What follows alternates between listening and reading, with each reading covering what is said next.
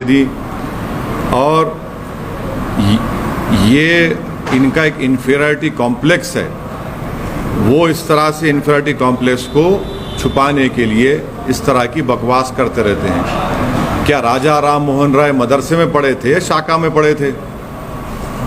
और शाखाओं में और मदरसों में फ़र्क यह है कि मदरसों में इंसानियत का सबक सिखाया जाता, इंसानियत से हमदर्दी और मोहब्बत का पैगाम दिया जाता।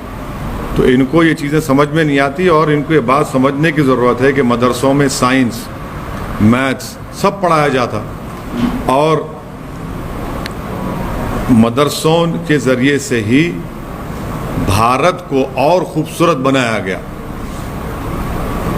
तो इनको इन सब चीज़ों से मालूमात नहीं है। और आखिरी बात यह है कि नरेंद्र मोदी की सरकार क्या मदरसा मॉडर्नाइजेशन की स्कीम नहीं चला रही है?